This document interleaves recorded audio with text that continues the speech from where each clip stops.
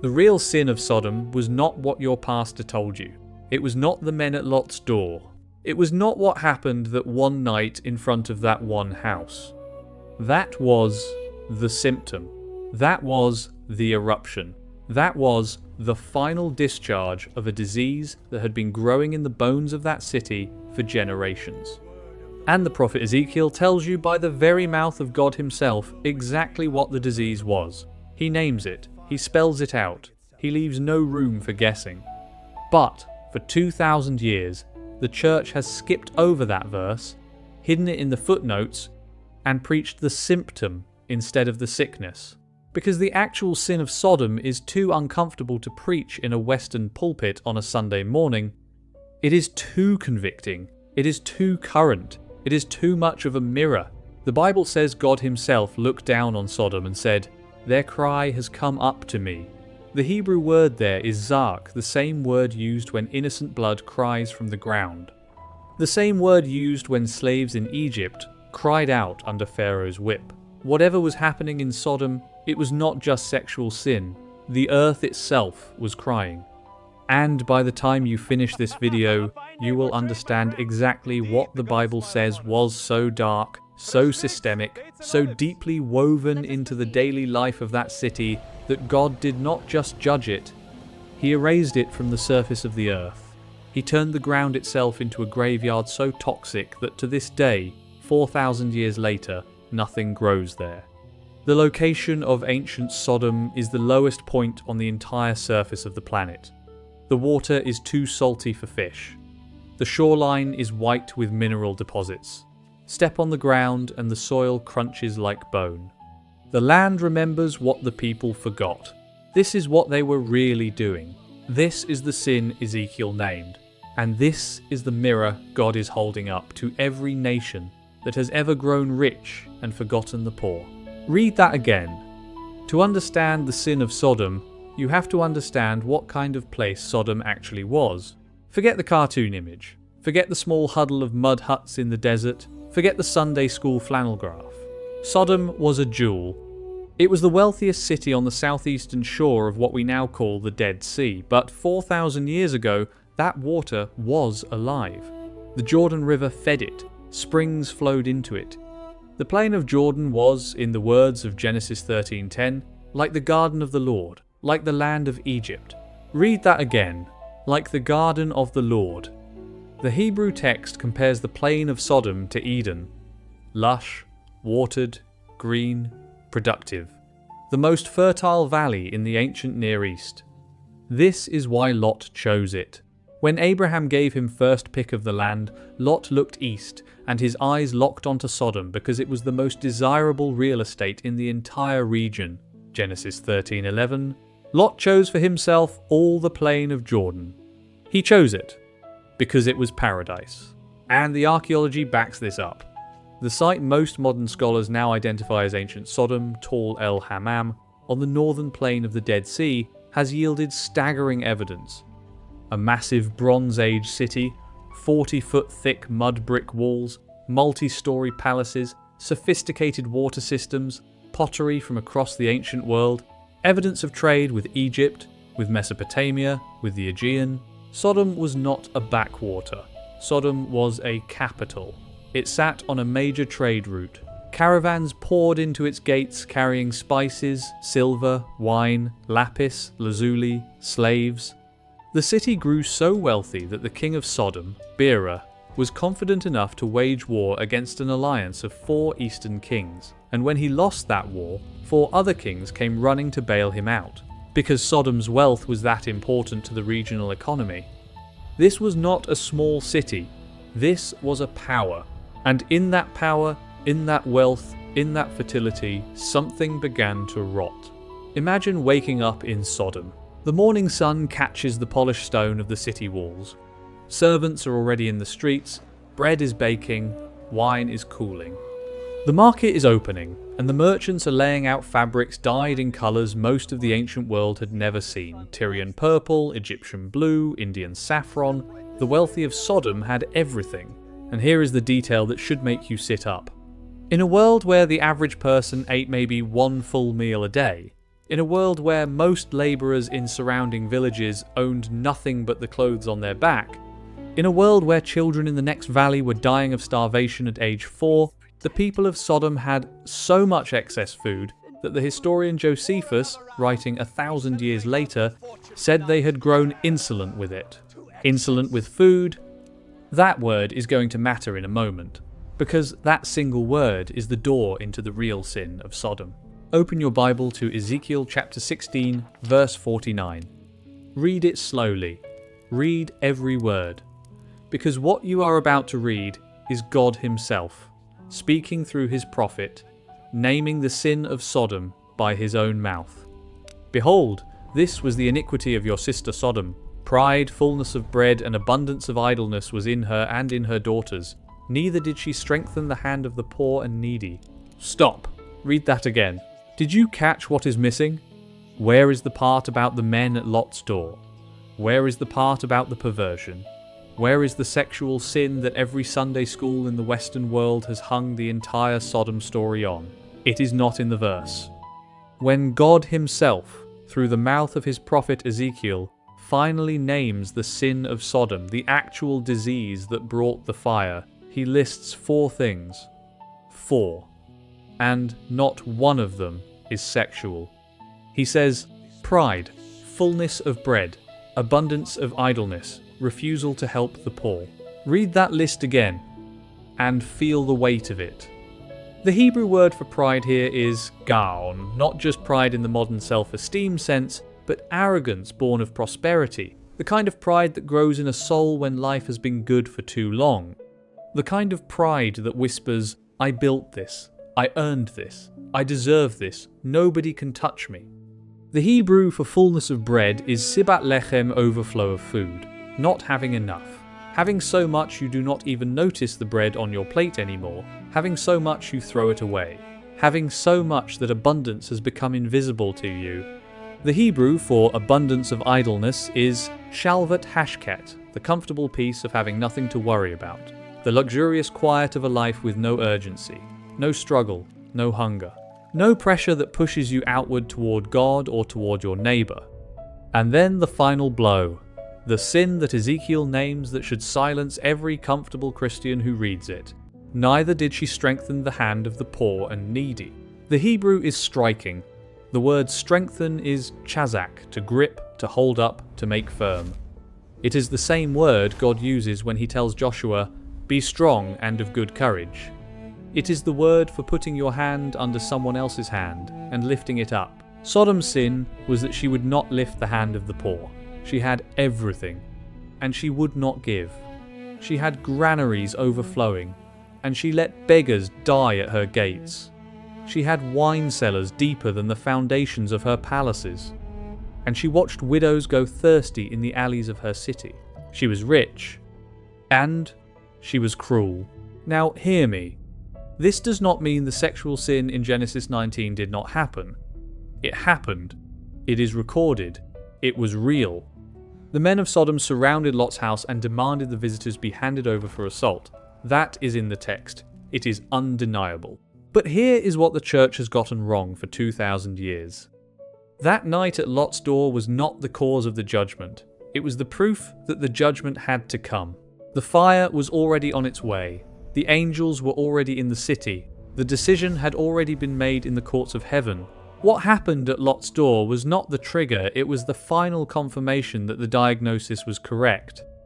When you starve out compassion in a society for long enough, when you stack wealth upon wealth in the hands of a few while the many go hungry, when you build a culture where taking is virtue and giving is weakness, eventually the heart of that society goes so dark that it cannot even recognize an angel of God when one walks through its gate.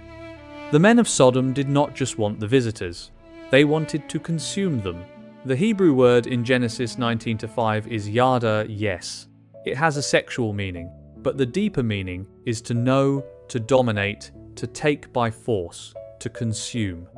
The same word used for an army taking a city by storm.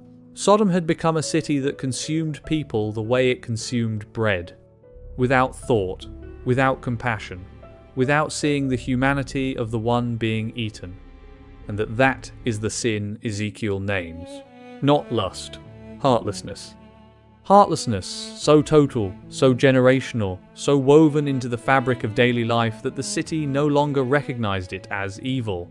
It had become Tuesday. It had become how things are done. It had become the way of the world. And God said, enough. But Ezekiel is not the only witness. The Bible stacks the testimony. Open Isaiah chapter 1. The prophet is rebuking Jerusalem, the holy city, the city of David, the seat of the temple, and listen to what he calls them. Isaiah 1:10. Hear the word of the Lord, you rulers of Sodom. Give ear to the teaching of our God, you people of Gomorrah. He is speaking to Jerusalem, the city of God, and he is calling them Sodom. Why? Read down a few verses. Isaiah 1:17. Learn to do good, seek justice, correct oppression, bring justice to the fatherless, plead the widow's cause. Isaiah 1:23.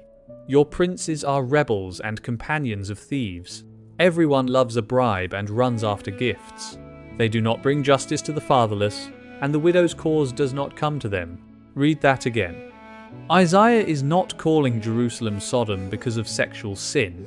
He is calling Jerusalem Sodom because the rich are robbing the poor, because the courts are corrupt, because widows have nobody to defend them, because orphans are ignored, because the powerful have made the system work for themselves and built walls so the cries of the poor cannot reach them. That is the prophet's diagnosis. That is what he calls Sodom. Now go to Jeremiah chapter 23. Same indictment. The prophet is speaking against the false prophets and the unjust priests of Jerusalem. Jeremiah 23:14. They are all of them like Sodom to me, and its inhabitants like Gomorrah. What did they do? Read the verses around it. They strengthened the hands of evildoers. They oppressed. They lied. They covered up corruption. They turned a blind eye while the powerful crushed the weak. That is what makes a city Sodom in the eyes of God. Even Jesus himself confirms this when he sends out his disciples in Matthew 10. He warns them, if a town does not receive you, if a town does not welcome the stranger, if a town does not show mercy to my messengers, it will be more tolerable on the day of judgment for Sodom and Gomorrah than for that town.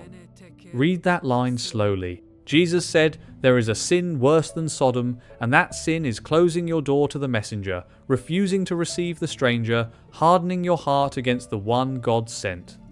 The Bible is shockingly consistent. The Old Testament prophets, the New Testament apostles, and Jesus Christ himself, they all name the same sin in Sodom, and it is not what the modern pulpit has made it. It is the death of mercy. It is prosperity without compassion. It is the heart that has so much and gives so little. Let me show you how this decay actually unfolds, because this is not an abstract theological idea. This is psychology. This is how human hearts and human cities actually rot. It happens in stages. Stage 1. God blesses you. Sodom did not start corrupt. The plain of Jordan was like the garden of the Lord. God gave them rich soil, abundant water, perfect climate. The wealth was a gift. Stage 2. You start to forget the giver. The harvests come in, the trade routes prosper, the walls go up, and slowly, imperceptibly, the people begin to say in their hearts what Deuteronomy 8:17 warned about. My power and the might of my hand have produced this wealth for me.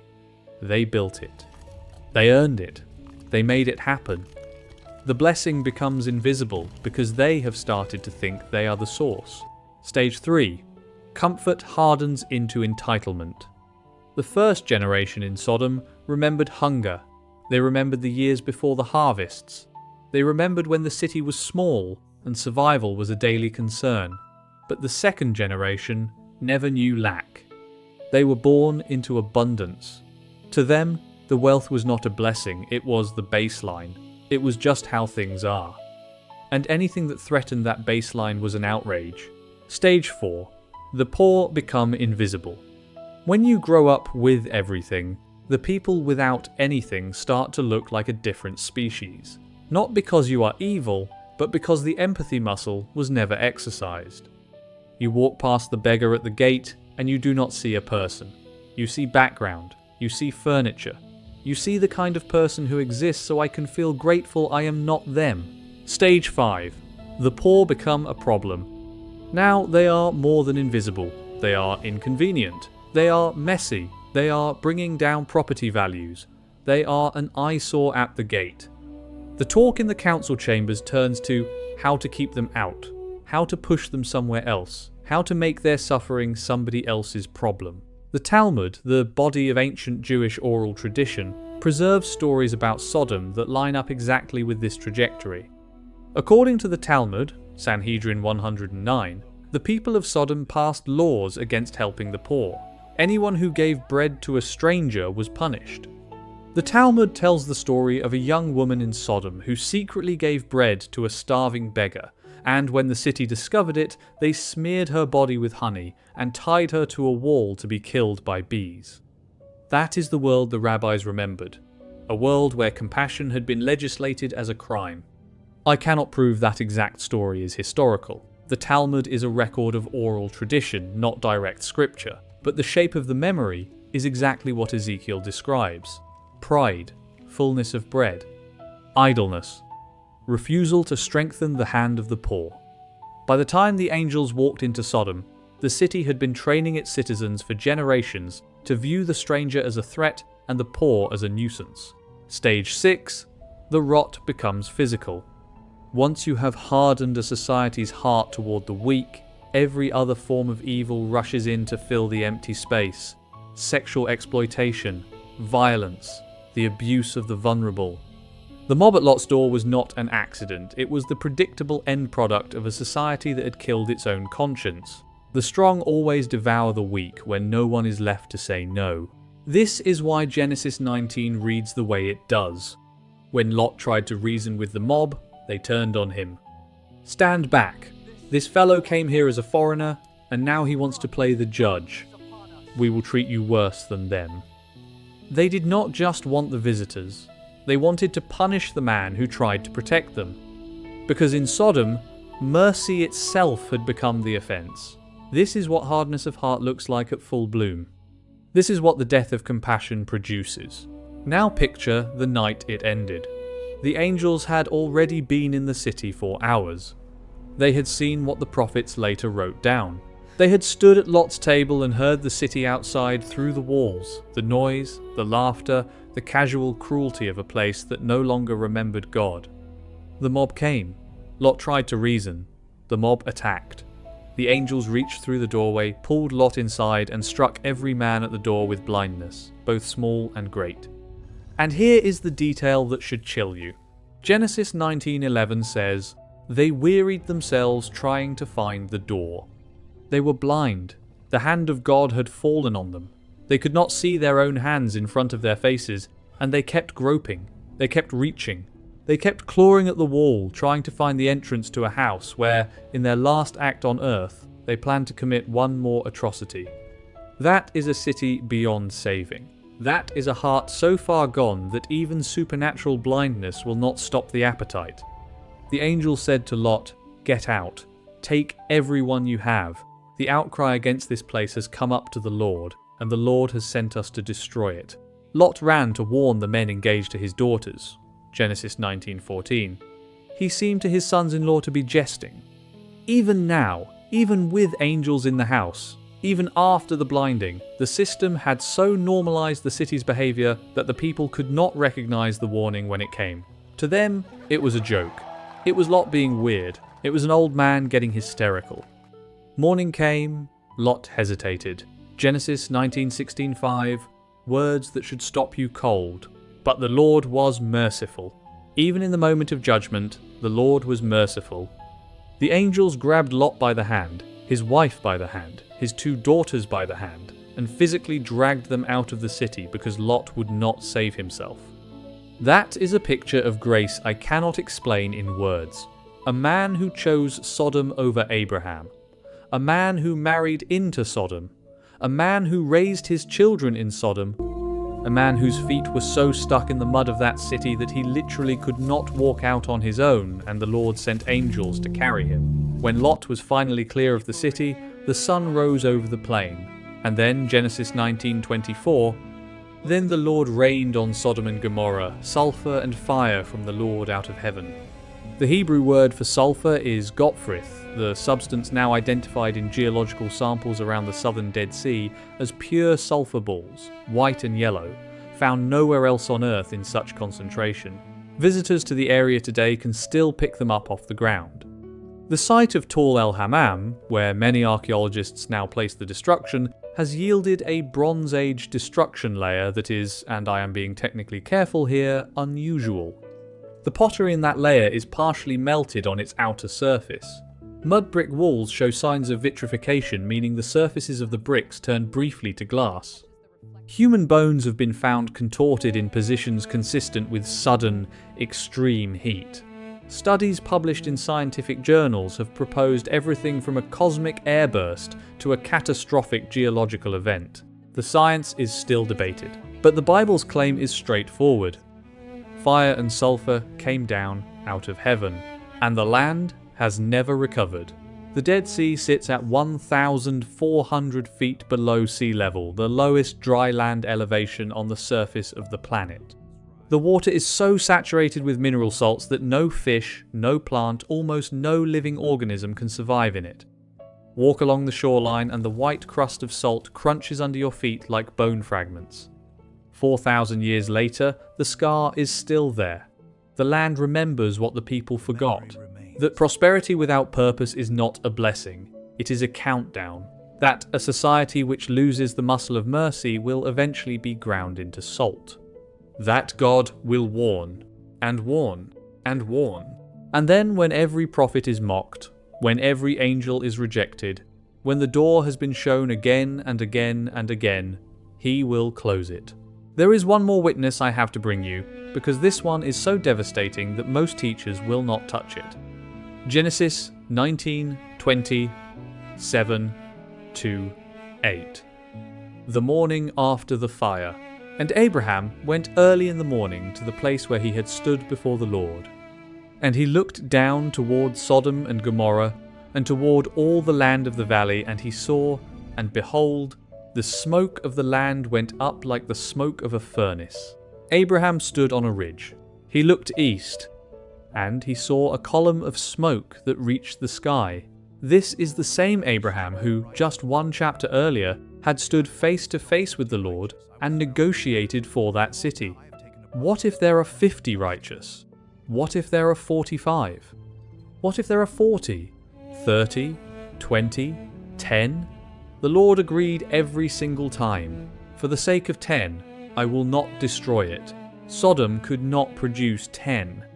In a city of thousands, in a city of palaces and granaries and trade routes, in a city of abundant food and abundant water and abundant comfort, the Lord could not find 10 people whose hearts still beat with mercy. Read that again. That is the loneliest sentence in the book of Genesis. Abraham standing on the ridge, the smoke rising, the silence of a man who knows that 10 was the threshold, and the threshold could not be met. This is why mercy matters so much to God. This is why the prophets thunder against injustice. This is why James in the New Testament writes, "Pure and undefiled religion before God and the Father is this, to visit orphans and widows in their affliction and to keep oneself unstained from the world." 10 merciful hearts could have saved a city. What does that mean for the city you live in right now? What does that mean for the country you live in right now? What does that mean for you? Let me ask you something, and I want you to answer it in your own mind. Not in the comments, not out loud, in your own mind. Honestly, when was the last time your abundance produced generosity? When was the last time your comfort produced compassion? When was the last time you threw food away? You know the answer. It was this week. Maybe today. You scraped something off a plate into the bin without thinking about it. And somewhere on this earth, right now, a mother is watching her child fall asleep hungry and praying that tomorrow will be different. You did not cause her pain, but you did not feel it either.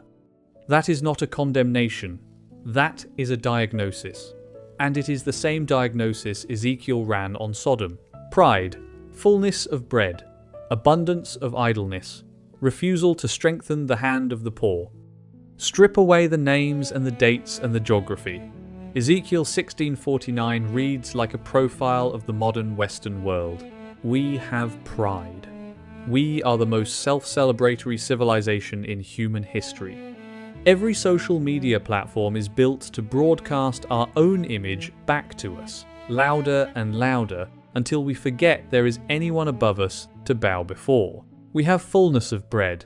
The average grocery store in any developed nation contains more variety of food in a single aisle than most kings of the ancient world ate in a lifetime.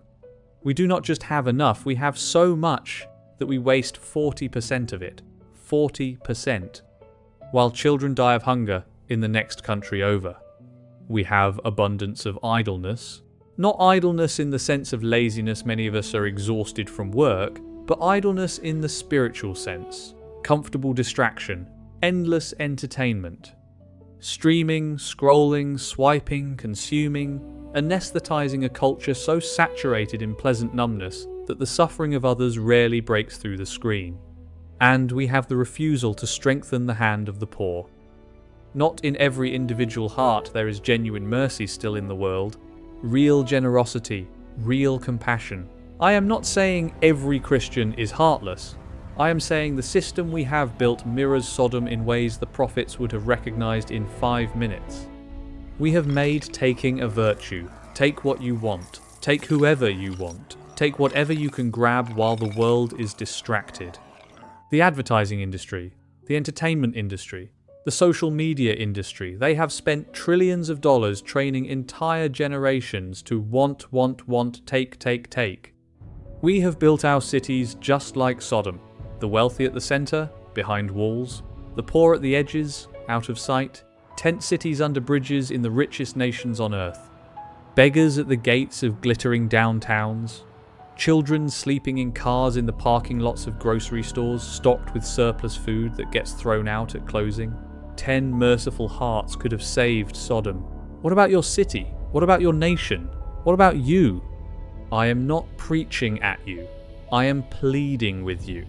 Because Jesus said something terrifying in Luke 17. He compared the last days to 2 eras in human history. He compared them to the days of Noah, the Nephilim, the violence, the corruption, and he compared them to the days of Lot, to Sodom. Luke 17:28, 3:0. Likewise, just as it was in the days of Lot, they were eating and drinking, buying and selling, planting and building.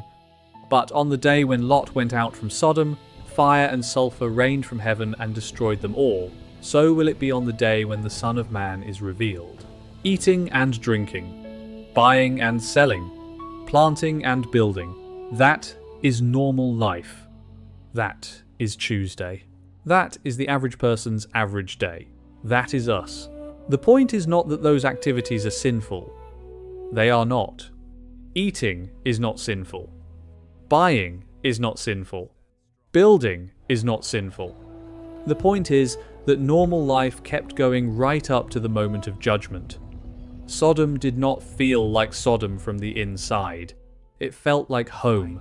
It felt like prosperity. It felt like progress. The fire fell on a city that was, on the morning of its destruction, still planning lunch. Read that again.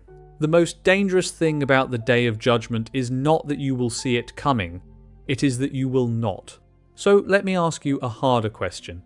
In your own life, in the ordinary daily flow of your week, what would Ezekiel say if he wrote a verse about you?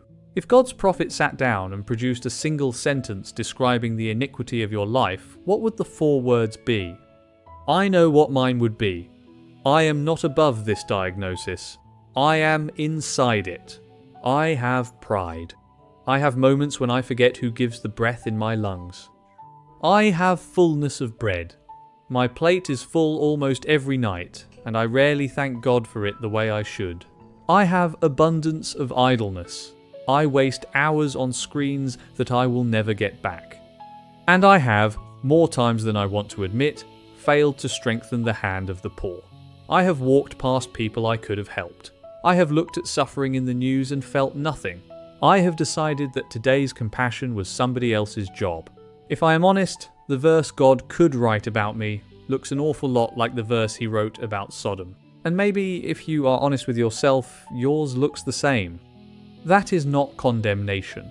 That is the first step toward grace. Because every story of judgment in the Bible is also, secretly, a story of mercy. The fire fell on Sodom, but Lot was carried out by the hand of God himself. If you can see your face in the mirror of Sodom, then you can also see your hand being reached for by the angels. There is one detail in Genesis 19 that I want you to hold in your hand as we close. Lot did not deserve to be saved. Read 2 Peter 2 if you do not believe me. Peter calls him righteous Lot. But Genesis 19 is brutally honest about the man. He had married into Sodom. He raised his daughters in Sodom. He compromised so deeply with the culture of Sodom that when the angels told him to leave, he hesitated. He bargained for a smaller city to flee to. He could not even bring himself to walk out of the burning ruins on his own legs, and the Lord carried him. Genesis 19:16. But the Lord was merciful. He did not deserve it. He had not earned it. He had compromised for years. And the Lord, because he was merciful, sent angels to drag him out by the hand.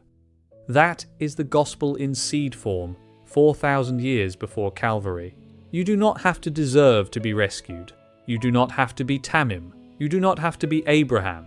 You do not have to have 10 righteous deeds to your name.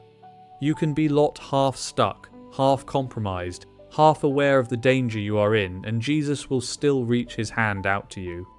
The fire is real. The judgment is coming.